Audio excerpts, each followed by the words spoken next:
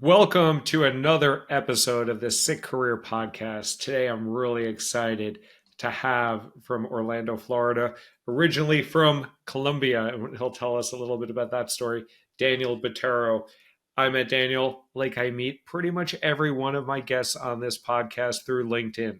LinkedIn is I'm not an investor in LinkedIn, although I think I own Microsoft in my S&P 500 fund, but LinkedIn has been a such a boon for building networks and meeting awesome people like Daniel. So I think you're going to really enjoy this conversation with Daniel. I'm going to read his profile of how he effectively summarizes on LinkedIn, and then I'm going to hand it off to him. But Daniel does a really damn good job on his profile. He says, I help STEM students land their dream job with any GPA and without applying to hundreds of companies. Message him to follow up for more info, and we'll talk later about how to get in touch with Daniel. But Daniel, love to hear a little bit about you and your words. Share with the Sick Career Podcast audience a little bit about you. Yeah, absolutely. Well, thank you so much for first of all, Alan, for having me on your platform, and super excited to be here. So, just really quick about me, and this is really not about me. It's about trying to bring value to all of you. But I am an immigrant from Colombia, moved to the United States. So my mom went from never working a day in her life to working 7 days a week, and we moved here with $2,000, and that really kind of led to my motivation and my drive, saying, "Hey, how do I make sure that the sacrifice that my mom made was completely worth it?" And so that's in the drive to pursue the American dream. I went to college, and then I graduated with multiple job offers. And I say that not because of being cocky or anything. I say that because I thought that anybody that went to school in America automatically graduated with tons of offers. And it wasn't until I realized that most of my friends were struggling to get jobs. My wife now, girlfriend at the time, who went to a better school, better GPA, on resume, better than me, right, was struggling to find a really good job. I was like, wow, if she's having a hard time, many people are having a hard time. And how I was able to do it. And it come down to the fact that I think I just felt like I was really good at one thing, and that was building relationships. And so that kind of is where everything started over 12 years ago, of me saying, okay, how do I close the gap between what companies are looking for, what students need, and helping people? And I started doing that while I was still at PepsiCo. I was there for 6 years. And then about 5 years ago, I left there to focus on my full-time job of helping others land their dream job. And I built a company called Opni. And in that time, we've been able to build a really amazing career coaching company that specializes on helping international STEM students land job, because it's challenging to get a job, especially in 2023. It's even more challenging for international students. And so that's what we focus on. That's our clients, and we work with the clients until they get a job. And if they don't get a job, they don't pay for our services. That's how kind of how it works. Nice. That's a great deal, and we'll go into that in a few minutes. But talk a little bit about the challenges that immigrants have in terms of getting roles in the U.S. and how you advise and recommend the clients that you work with, people on H-1Bs and so forth, of navigating those obstacles. So I want everybody listening, whether you're an international student or not, to understand that every company, regardless of its size, and now like obviously your history and where you've worked is incredible, right? Like the Salesforce, Facebooks, like all the top companies, and even the biggest companies to the smaller companies, all companies have limited resources.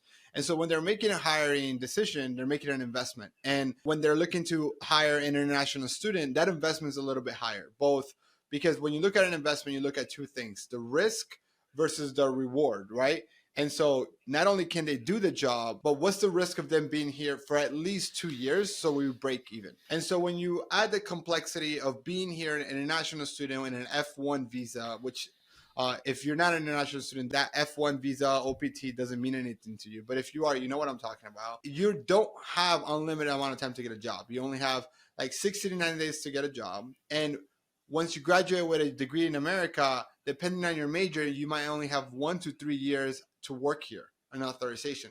So for a company, that becomes really risky to hire someone that, even if we love them and they're a superstar, they might not be able to stay here with us long term. And what happens most of the time when companies are hiring students right out of college is they're hiring students more for their potential than they are for their experience. And they're hiring these students because they want to build them into leaders.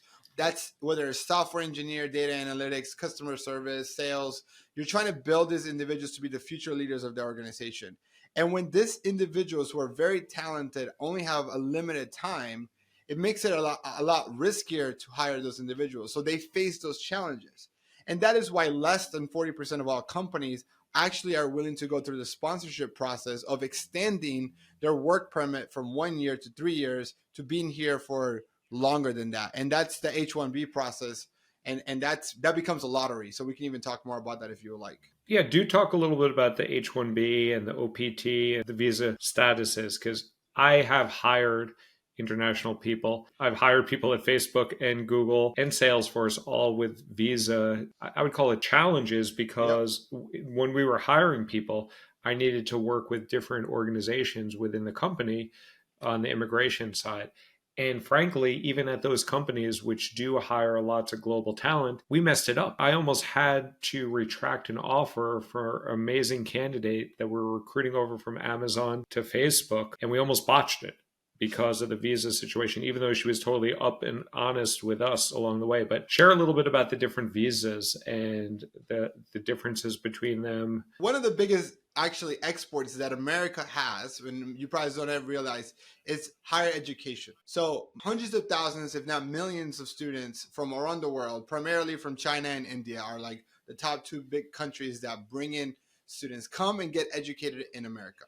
So they come here in a student visa. It's called an F1 visa. And no matter what your major is, the United States government says, hey, you came here, you studied in America, you get 1 year of OPT, which is essentially stands for like on-the-job training for the major that you studied. You get 1 year so that you can kind of practice. Think about it as like a paid internship after you graduate, right? To get experience. And that's any major, whether you studied liberal arts or you studied software engineering. But then to go a little further, and because there is a lack of tech talent in the United States, right? There's a shortage in some of the more technical skills. The government says, if you studied a STEM major, we're going to allow you to stay 2 more years if you have a job. So if you have a job and you're getting paid, you're going to be able to renew that job training and stay here for 2 more years. Now, that's not luck. That's, if you went to school here, you get that regardless, right? And whether it's 1 year or 3 years, that depends on your major. So then the question is, well, Daniel, how do they stay here longer? And the most common path, and there's 4 paths to residency and citizenship, and that is 1 through family, like your parents ask for you, you get married or so on. 2 is because you're an investor, like a business investor, right? You invest millions of dollars and you create jobs. There's tons of rules, all right? 3 is what they call Albert Einstein visa, like you're either an athlete or a genius or like a really, really, really, really top of your industry, like a best-selling author kind of type of thing. Or 4th is through a work visa. And the most common work visa for college students is the H-1B visa. And what that essentially is the government says, hey, we don't want to take jobs from Americans, but there is a shortage of tech talent in the United States. And because there isn't enough qualified tech talent to fill the jobs that are open, let's use some of those, global talent, like you said, Alan, and keep them in the United States because these are high paying jobs and there's a demand because all these tech companies are growing, right? And so the government says, but let's limit that because I don't want to have unlimited amount of it. Let's limit that to 60,000 and let's add another 20,000 of cap if it's a very, very high skill, like if you have a master's or a PhD. So that ultimately creates a cap of 80,000 people. And then companies have to apply for the individual. So a student cannot apply for that lottery. A company has to say, Alan, I like you enough to invest and want to sponsor you. So I am willing to put your name in the lottery on our behalf. And what's interesting, Alan, is that if you're so good, 10 companies can do that. You don't even have to be an employee of them. Let's say that you're really in demand. Every company wants to hire you and they all say, Alan, we're all going to put you. So Salesforce, Google, Meta, Tesla, Amazon, all put you there. And it's a random process. So not the most qualified person gets it. So it's random. If your name is selected for Amazon, then you're going to have to go work for Amazon. It's kind of like you're kind of obligated to then go work there. Every year, there's a different amount of people that apply for this. But every time we are seeing 300 to 400 people are applying for only 80,000 spots. So you have less than a 25% chance of getting it if you're only here for 1 year. But the odds are, because you're here for 3 years, because you study STEM, your odds dramatically increase to more like 60, 70, 80% chance of being selected. So that's kind of how the process works. It's like most of the time, in an ideal world, a student gets a job with a company that's willing to sponsor them.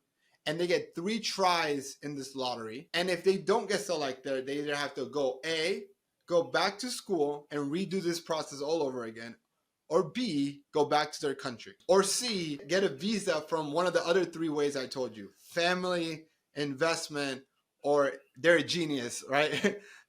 Yeah, interesting. So, one thing that I've advised people about, I'd be curious about your perspective. I work with lots of international clients as well, and I advise people to look at a multinational company and apply to the US if you want to be in the US, but there are considerations and hurdles to getting sponsored for a visa there.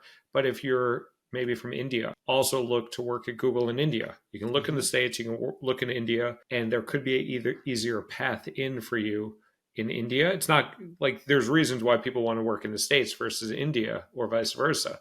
But what's your thoughts on that strategy of applying like simultaneously to the States on the visa path, but also in your home country where you're authorized to work? Let's talk about that a little bit, because I think that's good advice. And so I want to dive a little deeper into why that is and what you can do to increase your chances. So neither the company nor you have any say on the lottery. It's completely lottery. Again, it's not merit based.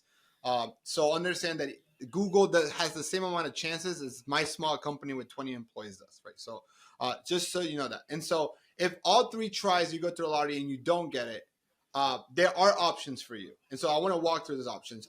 One option is exactly what you said: transfer to Google in India, and that works well. And actually, I would even say, if you're not looking to go back home and you're like, hey, I want to stay in the West, a really good alternative that people don't know is actually Canada, because Canada has immigration laws that are merit based, and it's like a point system. And I'm not like an expert in the Canadian world, but I know enough that if you have a master's or a PhD in a STEM field, you automatically qualify for permanent residency, where you don't have to go through those hoops. And there's companies out there, and I think one of them, I'm not affiliated with them, I get no money for doing this, but I think it's called Path to Canada, that will actually work with Google to relocate your job to Canada, because Google already has offices in Canada. And so what it will do is they'll relocate the job with Canada, and you're still reporting to the same manager, working with the same team. All of that kind of changes. The only thing that changes is that you're getting paid in Canada and you're paying taxes in Canada. And so it allows you to stay in the West. And if you become a resident in Canada, there's a path to citizenship. If you become a citizen in Canada, then it becomes easier for you to become a citizen in the United States. So there's this like workaround that you could do. Another alternative, again, don't want to go back home, or another scenario that I see very often, Alan, is like a lot of Indian students were using this because that's a really common country. They have student loans in dollars, and if they go back home, they're not going to earn the same that they're earning in North America, and they cannot afford paying those back. So they have to stay here.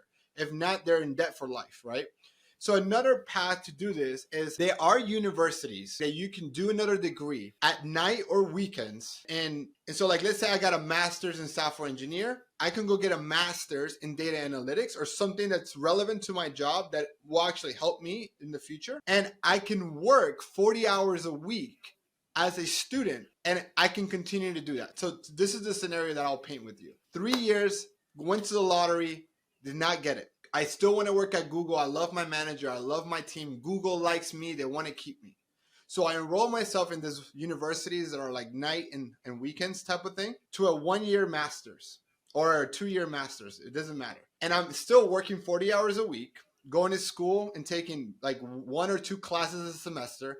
I'm here in an F1 visa, but as a student, I can work under my CPT. So I still have a work permit. I can still work under CPT, and I continue to be a student, but every year I go through the lottery over and over again. So I've seen scenarios where they go through the lottery, didn't get it the first 3 years, are a student for about 3 years. So 6 tries in the lottery, and they finally get it. And then once they get the H-1B, they can drop out of school or finish the degree. And that's another scenario.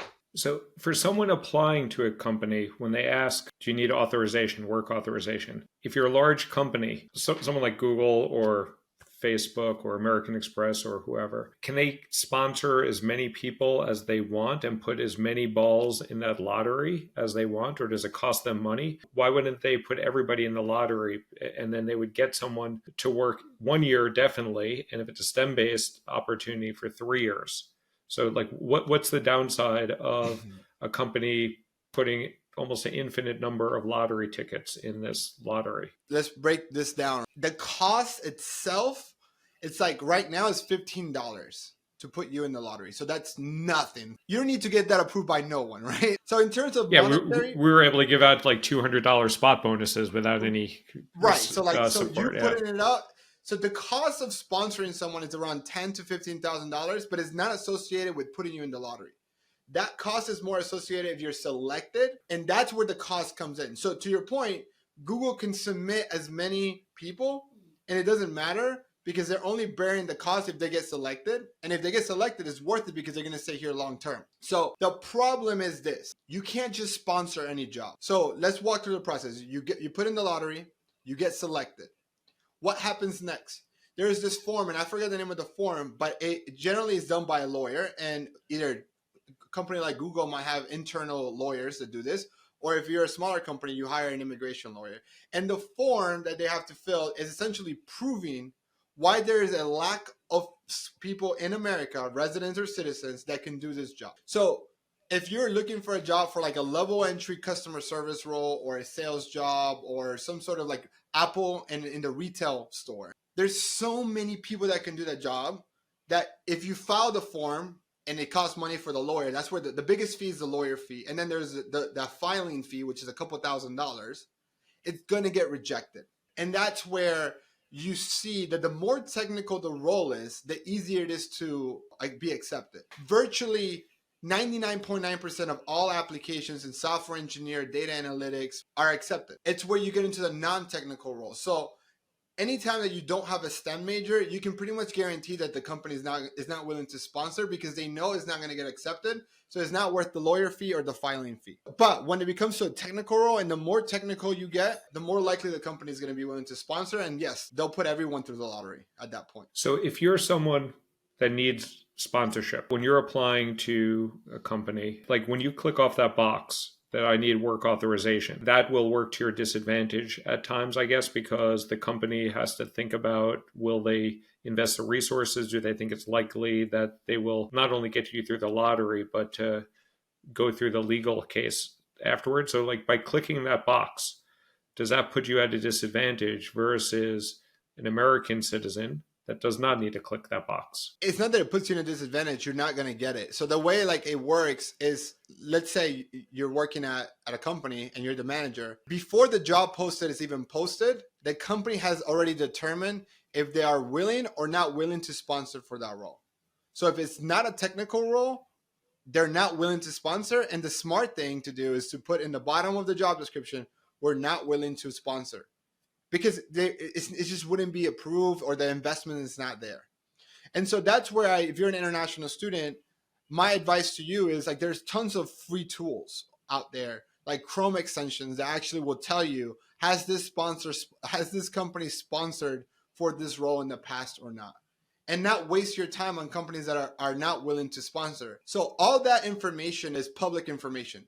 Actually, one of the best ways for me to know how much a software engineer at Google makes is actually going through like websites like myvisajobs.com and typing software engineers, because Google has to publicly let the government know how much they're paying. That way we know that you're not paying immigrants less. And it's not to protect the immigrants or the global workers. It's actually to protect the American worker, to make sure that you're not hiring global workers because they're cheaper. So anytime someone's ever won the visa and gotten an H-1B, their salary and job title is all public. And so there's people who've created, aggregated that data and have been able to create tools to let you know if this sponsor if this company sponsors or not. And so I hope that helps, because it's not that the company's being evil. They either are willing and able to sponsor or they're not. And if they're not able to, there's a question is like, will you now or in the future require sponsorship? And you click, right, yes, I require it. And the company cannot sponsor for the role. Then don't be surprised if you get an automatic rejection, but it's because they don't want to waste your time and they don't want to waste their time. If there's some percentage of roles, when you click that box that you need sponsorship in the future, that will eliminate you because of your status, then like the advice I've been offering people, like let's take India, is apply for the role in Mountain View in the case of Google and apply for the role in Hyderabad in India. and see which one you get. Ideally, you get the one in the States, but your application might get rejected there. And then if you work in Hyderabad, if you do well in your job there are opportunities for you to grow and develop within Google or within the company, and then they will relocate you internally. So do you suggest that people just look in the States or also simultaneously look in the market that they're authorized in as well? I would actually say focus on the States first until you have no more options, because like you're going to get a job in India, right? Like your qualifications of getting a degree in American university is going to just make you stand out. There's billions of people in India and they do a really good job and have really good engineering schools as well. But that's going to just help you stand out when you're applying to an American company with an American degree back at home. So my advice is apply for all the jobs that sponsor, because again, those are all public information. You know which ones do, and focus here first. And if you don't, if you run out of time and you have to move back home or move to Canada or move to Australia, that's another like kind of like Western country that also is very friendly to global workers, right? Then you can do that as a plan B. But if your goal is to stay in America, just focus your energy and time because you do have limited time. Every other job seeker who's not an international student, you have a lot of time. Like you have unlimited time as long as your finances correct. But you don't have legally a time clock that's ticking like you do as an international student. So what happens when that time clock expires? I have lots of friends and sometimes clients that got laid off. And when they get laid off, then they need to get a job within 60 days. Or like if you graduate, you need to get a job within 60 days or depending on the time frame. What happens when that 60 days is up? What actually happens to you physically? Do you need to get on a plane that day on day 60 and go back home, or what happens? In theory, they can have an agent knock on your door and like deport you back. Most of the time, if you have a good standing with the government because you have a visa, you don't want to ruin that. So you would go home before that date. Right? Or another option could be you just enroll into another university and you renew your F1 visa. So you can enroll in any university? Pretty much any, as long as they're accredited. Like that, like you can't just enroll in Opni Academy and then call it a day. Right. Like it needs to be like an accredited university. It's not any, but it's pretty broad. You can join a community college where you can be accepted in 2 weeks, right? Yeah. Like that makes sense. So can you try to look for that job in the States for 60 days, and then come 60 days when that time period is up, you can no longer apply for jobs in the US, but you can then start applying for university? Like what happens on day 61 if you don't have that job? Because like I work with clients and on average it takes us 3.56 months to get a job. And if I ever were working with that sort of pressure that within 60 days I need to get a job, I'm just curious what happens on day 61. Can I even look for a job in the States, or I need to get on a plane? You wouldn't be able to start working. You can convince a company to then put you into the lottery, but the lottery is in March. Legally speaking, you either get on a plane or you change your visa status to like an F1. Now, there are some loopholes and there are some tricks and trades of doing this. So like this is kind of like what we do with our students. First, we have to have a very clear understanding when their clock starts and when it ends. So once you get to choose when the clock starts, you have 60 days from your graduation. So let's say that they're in summer and they graduate August 15th, and me and you are working and you're my client, Alan. I would say, hey, because we're not really getting that much traction right now and the market is really tough, let's actually move your start date. So like your clock, your 90-day clock starts in October 15th. So if you do that, you just gave yourself 60 days plus 90 days, right? You now have 150 days to get a job. Now, let's say 2 months go by, right? And your clock is about to start and we're getting no traction, right? Like, I'm talking right now, worst case scenario with you, Alan, right? What can you do? If the clock starts today, I will actually say, Alan, let's stop looking for a full-time job right now and let's get an internship. I don't care if you go back to an old professor and do free research. I don't care if you go to the nonprofit next to your house and work for free.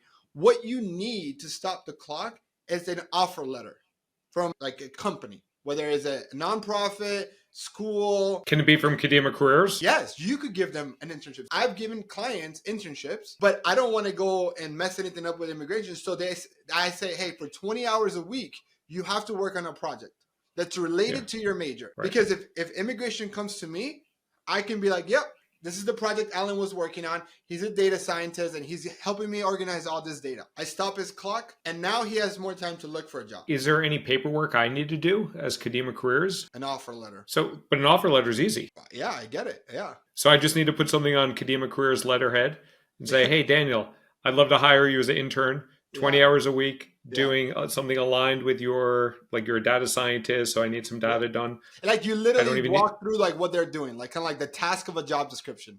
And you put that in the offer letter, like, hey, Alan, welcome. Super excited for this 6-month internship. This is the task that you'll be doing. Kind of like, like an offer, like a real job offer. There's no extra paperwork I need to do as an employer? No. They then, because they're on their OPT, they then take it to their international students office at their school. Their school has like an officer. They then submit the paperwork to immigration and that stops their clock. And so the way I tell them is, as soon as we get you a job, you give me a 2 weeks off that you're quitting. And I'm okay with it, right? No harm, no foul, right? So I can hire interns and they can do work that furthers their study and it actually helps their career. I wouldn't just like have them do nothing. But if I need to like help with growth marketing, I can find someone who's a marketing major and have them do some growth marketing. It benefits them and I don't even have to pay them. Correct. Or am I allowed to pay them? You're allowed. Yeah, you're allowed. You're allowed to pay them. Yeah, you're allowed to pay them, but you're also allowed to make it a free internship. I work with a lot of international students. I can't give everyone an internship. Everyone that I work with in that scenario don't, because this happens very often. We actually have a sheet. And if you're listening to this and you want to know the sheet on how to stop it, just message me on LinkedIn and I'll send it to you. But there's a couple of ways to stop it. And I always say the easiest way to do this is most of the international students worked on campus because they could only work on campus for the first 2 semesters. So they have a relationship with a professor or someone. And so if the easiest way, before they go in and do an internship with you, I would even say, go back to your university, talk to the professor and say, hey, professor, as you know, I'm an international student. Can I do some research for you or work for you for free or help you with your research? And most professors are doing research at a really good university. Most of their time is done on research. And they'll get a letterhead from their school and it's very easy, very, very easy. Second option can be, I always say, go do a nonprofit, go do a project for a nonprofit. You're helping the nonprofit and then you're helping build your skill sets and then you stop your clock. Third option, I'll help you. If the choices are you go home or I give you an internship, it's a very easy decision, right? We'll find you a project. But that to me is the third option. And then there's another option actually that's the route less taken is a little bit more complex. I'm not as familiar on it. I can only tell you kind of how it could work. We don't really ever get this far.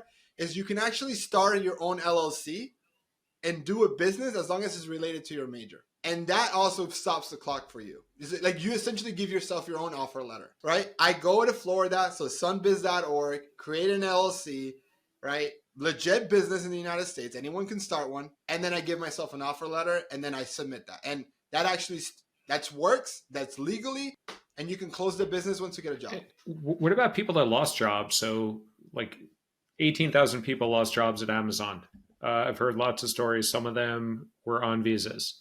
So they don't have a university to go back to. Mm-hmm. If I or you wanted to hire them as an intern, what would they need to do? Is that possible for someone that lost a job from one of those companies? I'm going to say all this, like I am not an immigration lawyer. So everything that I'm sharing is my perspective from my experience for working. And so I want to make sure that everyone double checks what I'm saying before you make a life-changing decision, right? Like, 'cause I am not an immigration. I've worked with immigration lawyers. We bring them into our program to talk to our students. And so this is the experience. So that free internship route only works in their first year of OPT. And I don't know if you remember when I said earlier that as long as you have a paying job, if you're a STEM student, you can apply for the OPT extension for 2 more years. Yeah. And that only is if you have a paying job that is market competitive, right? So like what I mean by that is me paying an intern $5 an hour as a data scientist is going to get rejected because a data scientist does not make less than $20,000 a year, right? Like, do you see what I'm saying? So I don't know about you, but I cannot afford paying someone $80,000, $90,000 a year to do a project. Like I'm not there yet. I don't know about you. So that's where it becomes really tricky where I can't help them at that point. And they're like, well, Daniel, I'll work for free. But like it won't get approved. That extension won't get approved. And most of the people that you mentioned on the tech layoffs, they are in their OPT exemption. They've been in Amazon and Apple and and Google for some time. They're not someone who's been there for 3 months. Maybe if some are, but that's a very, very small percentage. You are clearly an expert in this. I know you're not a lawyer, but you definitely know the ins and outs, and you're helping so many people. So thank you for what you're doing.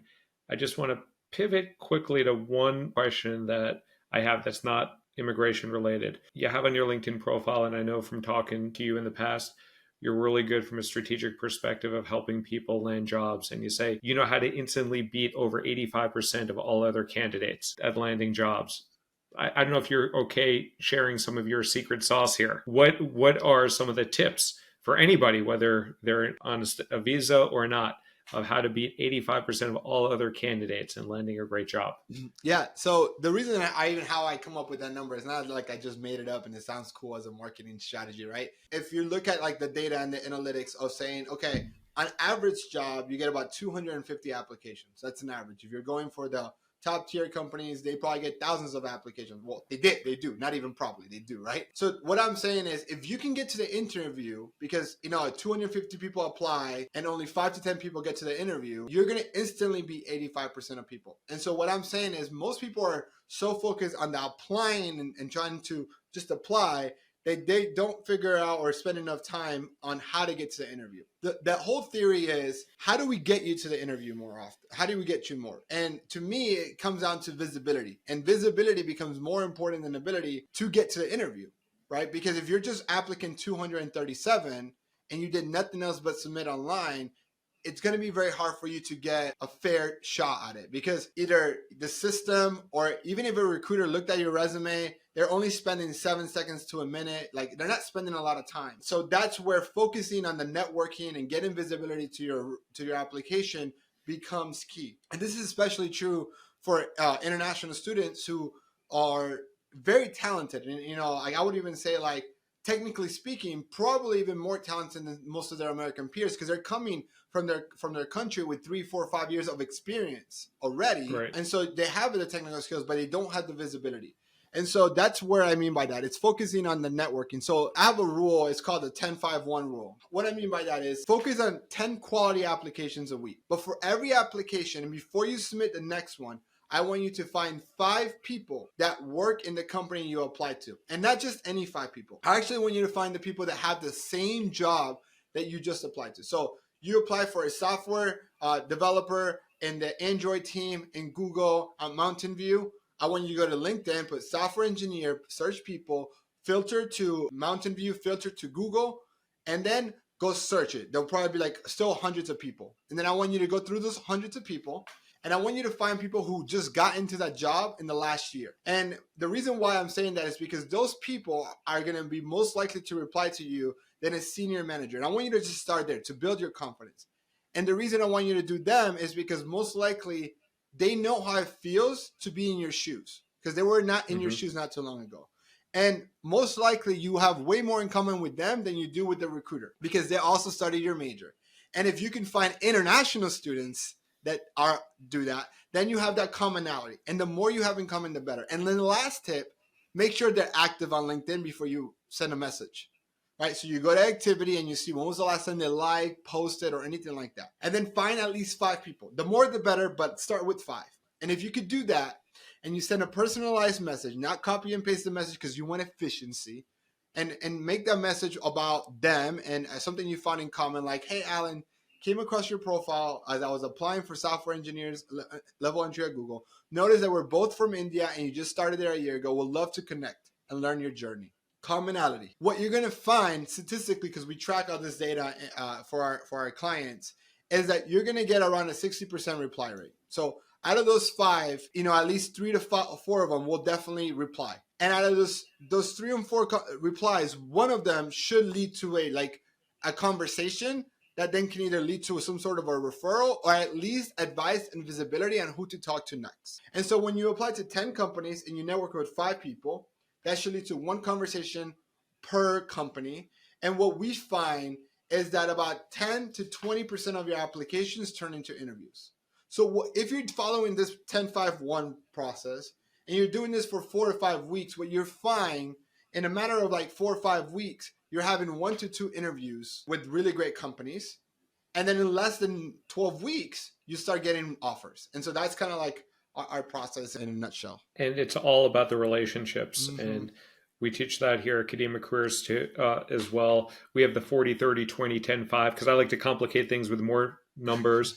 But I'm like 40 target companies, 30 reach outs per week, 20 star stories, so that when you're ready to interview, you have those behavioral based stories at your disposal. The 10 applications, which we're spot on, the 5 informational interviews that I talk about. And it's all those conversations that you have. And I tell people not to ask for referrals, but rather earn referrals. Mm-hmm. Because when you ask for referrals, everybody will say yes to your face, and very few will actually follow up on that. But yeah, and that's why I like you. I like you anyway. We could have disagreed on things, and I do disagree on your tagline on LinkedIn that it says, I just personally disagree that dream jobs, I don't think they exist. So you're like, learn how to land your dream job. I personally have had 29 jobs at 21 companies. None of them have been a dream for me. So maybe I'm just having lots of sleepless nights. I've had good jobs. Can we talk about that for a second, though? Yeah. Because I actually agree with you. But here's the funny part, right? It doesn't matter what me and you think. It's about what the job candidate thinks. And so if I can talk their language to then help them, I'd rather do that, right? Yep. And so I'll give you another really quick example. Resumes are important, but they're not as important as what everyone makes it seem like. And so when I talk to somebody who's looking for help in that discovery call, I emphasize that we're going to help you with your resume, even though I know the resume help might be like 5% of what we do for them. But because I need to help them understand that we're going to help them with what they think the perceived the problem is or perceive the solution to be, so that once they're in the program, I can then guide them to everything else that really matters, which is the relationships and all of that. So with that being said, I actually agree with you in the sense, but I know that because it's there, I'm going to be able to impact more people. So that is some sick advice, and I agree wholeheartedly. And I do find that applicants and people spend way too much on resumes because it's not going to make or break the search. The relationships will. And Daniel, we can go on. And next time I'm in Orlando, we'll grab a beer or something, or cerveza, or what have you. But the last 2 questions I want to ask you is, what is, besides the fact that people focus too much on their resumes, leave the Sick Career audience here with one last piece of parting advice. What is the sickest career advice that you would have for my audience? Besides the resume, I would actually say this. Every interview comes down to one question. So you might go to 3 rounds of interviews, and every round you might get asked 10 questions. So you may get asked a total of 30 questions, but it always comes down to one question. Why are you the best investment for a job? How do you solve my problem, right? And when you think about that in that way, there's 2 things that you look at when you're looking at an investment. What's the risk versus the reward? And so what I want you to do is when you're walking into the interview, think about that. What is the risk and the reward that the hiring manager might see in me? So if you're super overqualified for the role, you're not so much focused on saying how I can do the job, but you're focused on how I'm going to be here long term. Because the hiring manager is thinking, hey, this person's super qualified. I know they can do it, but they're just using me as a stepping stone. They're going to leave in 6 months. So your interview should be focused on why you're not leaving. If you're underqualified, the manager's not worried about you leaving. The manager is worried about, can this person do the job? So if you look at the job description and you are below that 50% qualification based on the bullet points, you're focused on, hey, what I lack in skills, I make up with work ethic. Alan, I'm going to be the first one in, first one out. So I want you guys to think everything that you learn about interviewing, the STAR method, having STAR, all that is good. The top level strategy is making sure that you're answering that question. You got to know your audience, and the hiring manager is the decision maker. So you need to market yourself to them, which is really sick advice. So you deliver there. The last question I got for you, Daniel, and I know you hinted at this before, but let's just share again. Where can people find you and your wisdom? Where's the best way that they can reach out to you, and how can you support them? Simply LinkedIn. If you have any questions about the international student immigration status or anything like that, just if you search Daniel Botero, Botero on LinkedIn, connect with me and send me a message. Say where you found me, and I will reply. And anybody that does, if you want a free LinkedIn review, I would be more than happy to give you. But Alan, again, before you kind of wrap it up, I want to thank you for creating this space and having me in it. Well, Thank you, Daniel. Really appreciated the conversation. We will probably have other conversations, whether it's on the Sick Career Podcast in Orlando. If you're ever in New York, let me know. And thanks so much for joining us on the Sick Career Podcast, Daniel. Thanks for having me.